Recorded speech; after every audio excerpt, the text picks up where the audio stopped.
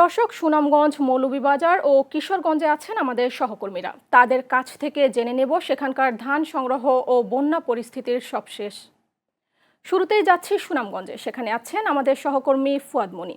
তিনি জানাচ্ছেন সেখানকার ধান সংগ্রহ ও বন্যা পরিস্থিতির সবশেষ।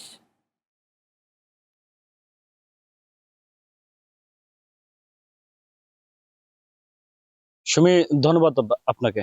আমি এই মুহূর্তে আছি সোনামুখ খাদ্য গুদামে। আপনি দেখতে পাচ্ছেন আমার পিছনে কৃষকরা তাদের ধান এখানে নিয়ে আসছেন এবং ধান সরকার নির্ধারিত মূল্যে বিক্রি করছেন। আমি কথা বলেছিলাম কিছুক্ষণ আগে সুনামগঞ্জ জেলা খাদ্য নিয়ন্ত্রণ কর্মকর্তা BM মুশফিকুর রহমানের সঙ্গে। তিনি যেমনটা জানিয়েছেন, এবছর সুনামগঞ্জ জেলায় 21,349 মেট্রিক টন ধান সংগ্রহ করার লক্ষ্যমাত্রা নির্ধারণ করা হয়েছে এবং এ পর্যন্ত 47 মেট্রিক টন ধান সংগ্রহ করা হয়েছে।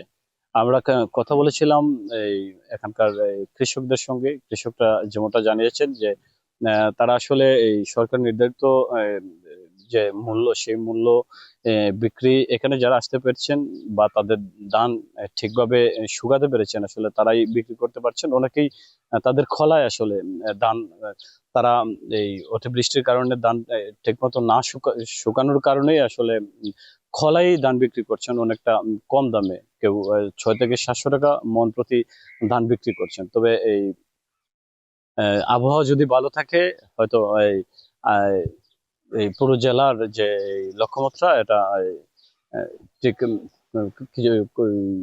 চলতি মাসের ভিতরেই সংগ্রহ করা সম্ভব। সুমি, এই ছিল সুনামগঞ্জ থেকে সর্বশেষ। ধন্যবাদ ফুয়াদ আপনাকে আমাদের সাথে যুক্ত থাকার জন্য। দর্শক, মৌলভীবাজার থেকে বন্যা পরিস্থিতির বিষয়ে সবশেষ জানাচ্ছেন সহকর্মী সাইফুল ইসলাম সুমন।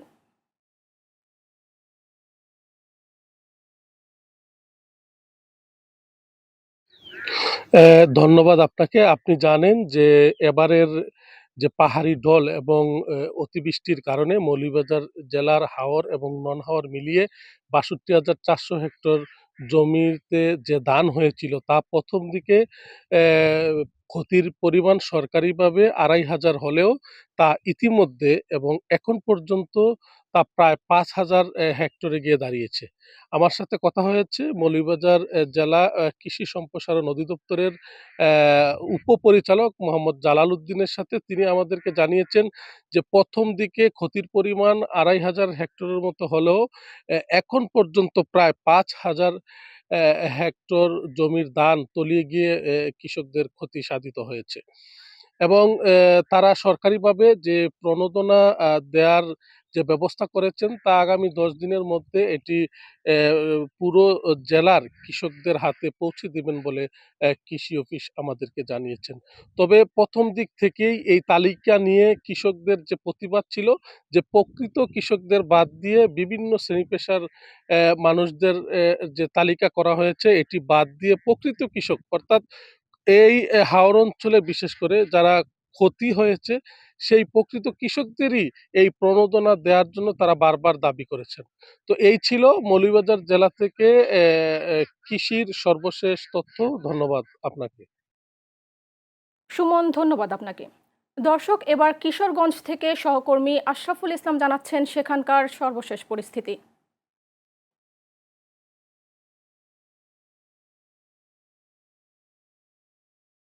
সোমায়া, কিশোরগঞ্জে টানা বৃষ্টি ও পাহাড়ের উজানের ডলে হাওরের হাজার হাজার হেক্টর বুড়ো ধানের জমি পানির নিচে তলিয়ে গেছে। কোথাও কোমর পানিতে, কোথাও বুক পানি পেরিয়ে, কেউ বা নৌকা দিয়ে তাদের বছরের একমাত্র ফসল গড়ে তোলার জন্য মাঠে কাজ করছে। এদিকে হাওরের কাজ শুরু হলেও কলাগুলোতে ধান শুকানো এখন বড় ধরনের চ্যালেঞ্জ হয়ে দাঁড়িয়েছে। এদিকে বিশেষ করে কৃষকদের মধ্যে শ্রমিক সংকটটা দেখা দিয়েছে। তারা ৩-৪ মণ ধানের বিনিময়ে একজন শ্রমিক পাচ্ছে না।